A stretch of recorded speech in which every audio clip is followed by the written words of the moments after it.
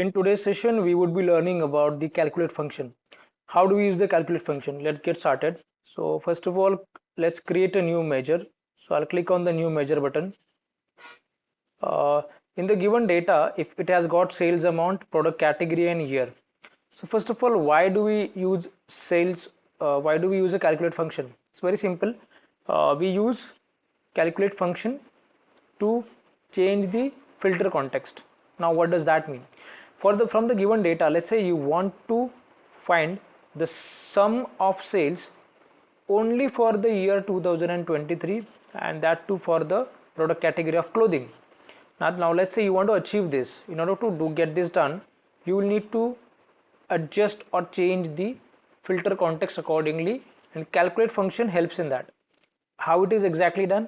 Let's get into it. So first of all, let's name the measure that we are trying to create, that is sales 2023 or sum of sales 2023. Let's say this is the measure.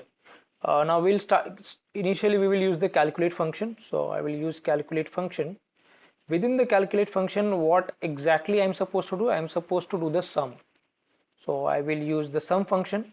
Within sum, what is the column that I need to add? Which is the column wherein I need to do the addition? That is the sales amount column. So I will just select sales amount column.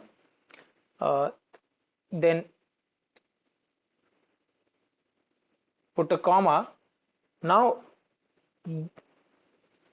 we are expected to share the filter one. What is the filter? What is the next filter that we need? The next filter that we need is year. Let's say we want to do it only for the year 2023. So I will select year is equal to 2023. Then again we have got another filter, and we have to tell what is this filter about. So second filter that we want is product category, that is belongs to clothing, right? So I'll select category, product category is equal to, and we'll select clothing in this case.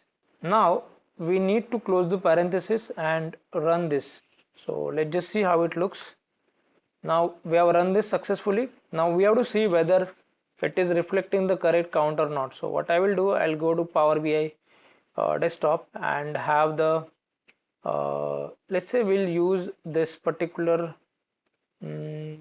card. Okay, we'll use the card and see if the measure is showing the correct data. So I will select this sum of sales and it is showing me 4,700. Let's validate it once.